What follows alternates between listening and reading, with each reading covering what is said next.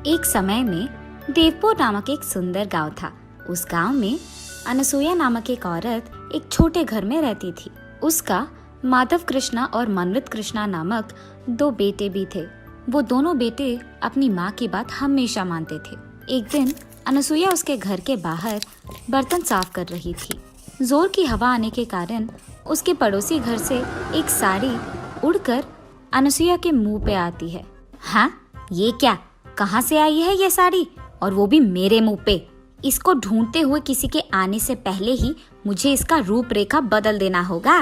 ये फैसला करके वो तुरंत एक कैंची से वो साड़ी को काटने लगती है। इतने में उसकी पड़ोसी सुजाता उसकी साड़ी लेने वहाँ आती है और अनसुया को उसकी साड़ी काटते हुए देख, अनसुया, ये मेरी नई साड़ी है। कोई जानबूझकर तुम्हारे घर में इसे नहीं डाला है। ये हवा की वजह से आ गया है। कृपा करके इसे काटो मत, मुझे दे दो मेरी साड़ी। जब तक मैं तुम्हारी साड़ी को टुकड़े टुकड़े ना कर दूं, तुम्हें समझ में नहीं आएगा कि गलती से भी तुम्हारी साड़ी को मेरे घर में नहीं आना है, समझे? ये कह के वो उसके फैसले के अनुसार ही उस साड़ी को टुकड़ों में काट कर ही उसके पड़ोसी सुजाता को देती है। और क्योंकि सुजाता को अनसुया के बारे में पता है, वो कुछ ना कह पाती है और वहाँ से चुपचाप उन टुकड़ों को लेकर चले जाती है। ऐसे ही अनसुया उसके बुरे बर्ताव से उस गांव में सारे लोगों को हर दिन परेशान करती थी। एक दिन एक औरत उसके बेटे का विवाह का निमंत्रण देने के लिए अनसुया के घर आती है। उस निमंत्रण को देख अनसुया भी सोच में पड़ जाती है और ये फैसला करती है कि उसके बेटे का भी वो शादी करवाएगी। लेकिन मेरे बारे में जानते हुए भी कोई इस गांव में मुझे मेरे बेटे के लिए एक बहू नहीं देगा, इसीलिए मैं पड़ोसी गांव में जाकर मेरे बेटे के लिए एक अच्छी पत्नी ढूंढ कर लाऊंगी। ये फैसला करके वो अगले दिन पड़ोसी गांव में जाकर एक बड़े घर की बेटी स्वप्ना को उसके बड़े बेटे से विवाह निश्चय करती है और ऐसे उन दोनों का शादी करवाती है। स्वप्ना नई नवेली दुल्हन होने के कारण शुरू में अनसुया उसे कोई काम नहीं कहती है और उसे प्यार से देखती है। ऐसे कुछ दिन बीत जाते हैं। फिर एक दिन स्वप्ना पोछा कर रही थी घर में और अनसुया ये देखे बिना घर में चलती रहती है।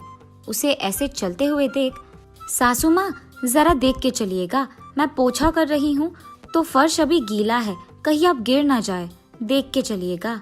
ये मेरी बहू की इतनी हिम्मत कि मुझे बता रही है क्या करूँ क्या नहीं। अब तो मैं इसे सबक सिखाऊंगी। मैं वही चलूंगी जहाँ ये पोछा कर रही है, ताकि सारा दिन मैं इससे काम ही करवाऊं।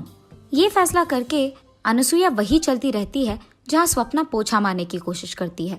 बार बार ऐसे करने के कारण स्वप्ना पोछा करना बंद करके अनसुया को बस देखती रहती है। क्या हुआ बहू, घर साफ करना छोड़कर तुम मुझे क्या घूर रही हो? चलो करो काम। ये कहकर वो अपने बहू के सिर पे एक जोर का धप्पा देती है, जिसके कारण उसकी बहू बकेट को टकराकर नीचे गिर जाती है। हा हा हा, तुमने तो कहा कि मैं फिसल के गिर जाऊंगी, मगर अब तुम ही गिर गई। ऐसे ही पड़ी रहोगी कि काम भी करोगी? चलो लग जाओ काम पर। ये कहकर वो हंसते हुए उसके कमरे में चले जाती है। चलो ये तो देखते हैं कि मेरे बहू ने घर साफ किया कि नहीं। बाहर जाकर देखने पर उसकी बहू वहाँ नहीं रहती है। ढूंढने पर उसकी बहू उसके कमरे में सोते हुए दिखती है। तब अनसुया वहाँ जाकर उसके कंबल को जोर से खींचती है, जिसके कारण उसकी बहू स्वप्ना नीचे गिर जाती है। हाँ, क्या हुआ सासू माँ? मैं सो रही थी और आपने मुझे नीचे गिरा दिया। तुम सो कैसे रही हो? तुमने क्या सोचा घर का काम हो गया? खाना कौन पकाएगा? जाकर खाना बनाओ। उसके ऐसे जोर से चिल्लाने के कारण स्वप्ना उठकर खाना बनाने में लग जाती है। ऐसे ही अनसुया हर रोज उसकी बहू स्वप्ना को कोई न कोई कारण लेकर उसे दुख पहुंचाती ही रहती थी और भला बुरा कहती थी। और दूसरी तरफ स्वप्ना उसकी सासू माँ को कुछ न कह पाने के कारण चुप ही रहती थी। ऐसे कुछ दिन बीत जाते हैं। एक दिन अनसुया उसके घर में टीवी देख रही थी और अचानक उसका छोटा बेटा शादी करके बहू को उसके साथ घर ले आता है। ये देख अनसुया चौंक जाती है। मनवित, मुझे तुमने एक भी बात बताए बिना शादी कर लिया?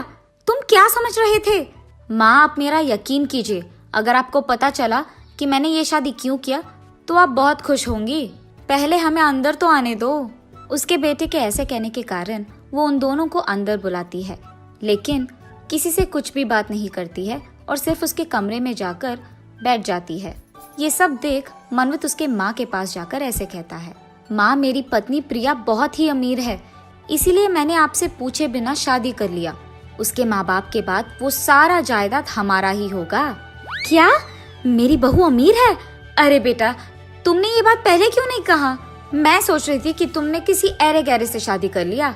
जैसे ही अनसुया को पता चलता है कि उसकी छोटी बहू अमीर है, वो सारे काम उसके बड़ी बहू से करवाते हुए उसकी छोटी बहू की बहुत अच्छी देखभाल करती है।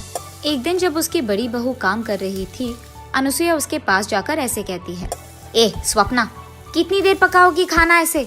मेरी छोटी बहू भूखी होगी शायद, मुझे जल्दी जाकर उसे खाना देना होगा, जल्दी करो। ऐसे कहती ही रहती है कि वहाँ से गुजरते हुए प्रिया को ये सारी बातें सुनाई देती है।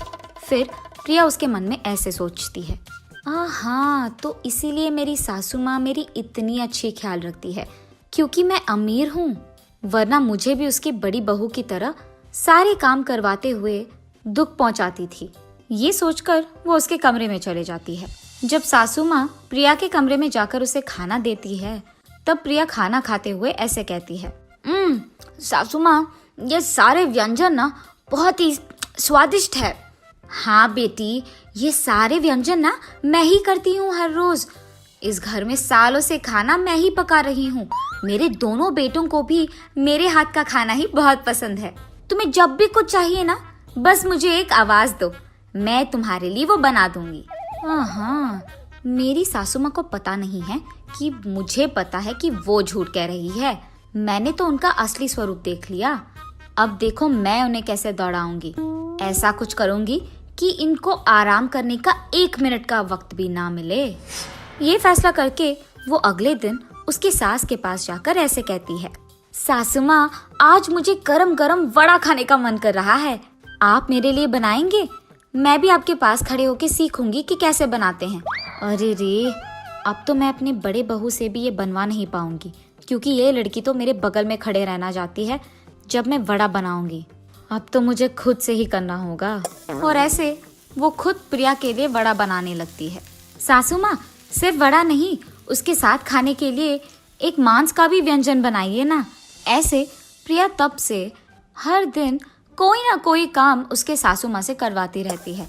ऐसे ही एक दिन प्रिया उसके सासू माँ से पकौड़ी बनवाती है और अनसुया उसके बहू के लिए पकौड़ी बनाते हुए उससे ऐसे कहती, बेटी, तुम्हारा पति ना इसी गांव में कोई अच्छा व्यापार करना चाहता है, इसीलिए तुम एक काम करो, अपने घर जाके कुछ निवेश के पैसे लेके आना बेटा, तभी तुम्हारा पति कुछ कर पाएगा। सासू माँ, आपको अभी भी शर्म नहीं आया? मैं जानबूझकर आपसे ये सब काम करवा रही हूँ और फिर भी आप मुझसे कह रहे हो कि मैं पैसे लाऊं? आपको क्या लगा कि मैं आपके बड़ी बहू की तरह आप जो भी कहे मान लूंगी? नहीं होगा। क्या तुम ये सब जानबूझकर कर रही थी? अब देखो तुम्हारा मैं क्या हाल करूंगी। मैं तुम्हारे मायके से पैसे हासिल करके ही रहूंगी। ये फैसला करके वो रोते हुए उसके छोटे बेटे के पास जाकर जो भी हुआ बोलती है, माँ, आप फिक्र मत कीजिए, आप जैसे सोच रही हैं वैसे ही होगा। मेरी पत्नी आपकी सारी बात मानेगी और मैं कैसे पैसे ला कर ही रहेगी। ये कहकर वो उसके पत्नी के पास जाकर ऐसे कहता है, प्रिया, अब से तुम माँ के कहे सारे काम करोगी और उनके खिलाफ बात नहीं करोगी और अपने मैके जाकर पैसे भी ला कर दोगी, वरना मेरी माँ तुम्हें इस घर से बाहर भेज देगी। उसके पति के ऐसे कहने के कारण वो उस दिन से उसके घर में सारे काम करती है। ऐसे कुछ दिन बीत जाते हैं। फिर अचानक एक दिन सरकार घोषित करता है कि कोरोना वायरस नामक एक भयंकर वायरस देश में फैल रही है और लोगों को एक दूसरे से 2 गज की दूरी निभाना पड़ेगा। और इसी फैलने को रोकने के लिए सरकार लॉकडाउन का आदेश देती है। उस लॉकडाउन के कारण लोगों को बाहर जाने की इजाजत नहीं थी, इसी कारण सभी लोग घर पे ही रहते थे। लेकिन प्रिया उसके घर में सारे काम खत्म करके उसके पड़ोसी के घर जाकर हर रोज उनसे बात करती थी। एक दिन ये सब देखकर उसकी सास प्रिया से ऐसे कहती है, प्रिया, सरकार ने हमारी सुरक्षा के लिए लॉकडाउन का आदेश दिया है और तुम यहाँ बेपरवाह पड़ोसी के घर जाकर बात कर रही हो। अगर तुम्हें कोरोना आया या तुम्हारे कारण हमें कोरोना आया तो हमारा क्या होगा?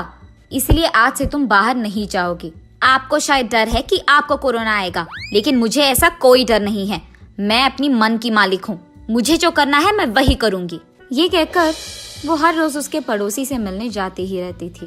उसके पड़ोसी के घर में किसी को कोरोना आने के कारण वो प्रिया को भी फैलता है, और क्योंकि प्रिया को ये नहीं पता था, उसे बुखार और सर्दी आने के कारण वो डॉक्टर के पास जाकर उसका जांच करवाती है। फिर डॉक्टर उससे कहता है कि उसे कोरोना वायरस आया है और इसे घर पे रहकर अच्छी खाना खाकर दवाइयाँ लेकर उसका ख्याल रखना होगा। प्रिया डर के कारण भला बुरा सोचने लगती है। ये सब मेरी सास के वजह से हुई है। अगर वो नहीं कहती कि मुझे कोरोना आएगा तो शायद ये नहीं होता। अब क्योंकि उसके कारण मुझे आया है, मैं ये देखूंगी कि मेरे कारण उसे भी आएगा। कम से कम तब वो चुप रहेगी और मुझे ये सब काम कहना छोड़ देगी। ये फैसला करके वो उसके घर वापस जाकर उसके ही हाथों से कॉफी बनाकर उसके सास को देती है, और इसी कारण अनुसुईया को भी कुछ ही दिनों में कोरोना वायरस आ जाता है। हा हा हा, सासू माँ, मुझे पता था कि आपको कोरोना आएगा। आप इतने बार कह रहे थे कि मुझे कोरोना आ जाएगा कि मेरे को आ गया, इसलिए मैंने अपने हाथों से कॉफी बनाकर आपको दिया ताकि आपको भी कोरोना आए। अब मुझे बहुत खुशी है। क्या? मैंने तो तुम्हारे भले के लिए कहा था कि तुम्हें कोरोना आएगा, लेकिन तुम इस हद तक गिर गई कि तुमने मुझे कोरोना जानबूझकर दिया। तुम कैसी औरत हो? उसके सास के ऐसे कहने के बावजूद वो उसके मायके चले जाती है, लेकिन जब उसके माँ बाप को पता चलता है कि प्रिया को कोरोना आया है तो वो उसे अंदर आने नहीं देते हैं, जिसके कारण उसे वापस उसके ससुराल ही जाना पड़ा। यहाँ स्वप्ना उसके सासू माँ को और प्रिया को कोरोना आने के कारण उनकी सेवा करते हुए, उनके लिए खाना बनाते हुए, उनको दवाइयाँ देते हुए उनकी बहुत अच्छी ख्याल रखती है। कुछ दिन बाद अनुसुईया और प्रिया को कोरोना कम हो जाता है और ऐसे कुछ दिन बीत जाते हैं। फिर एक दिन अचानक टीवी में ऐसी खबर आता है कि कोरोना का दूसरा वेव शुरू हुआ है। ये देख अनुसुईया तुरंत सोचती है कि उसे ये बात उसके दोनों बहू से कहना है।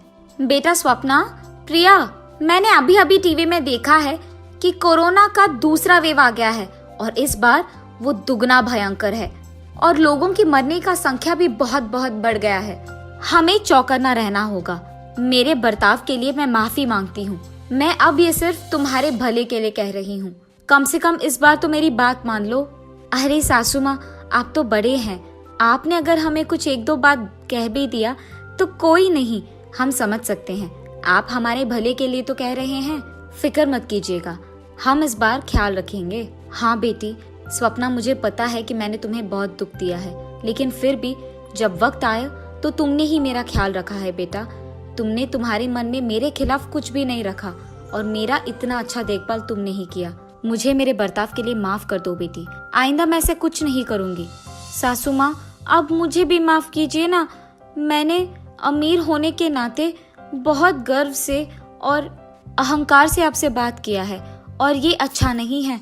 मुझे मेरी गलती का एहसास हो गया है और इस बार मैं ऐसे नहीं पेश आऊंगी। हम सब एक ही बात पे रहेंगे। अगर मैं आपकी बात सुनती तो मुझे कोरोना नहीं आता और ना ही मैं आपको कोरोना देती। अब मैं अपना सबक सीख गई, आइंदा ऐसे कभी नहीं करूंगी।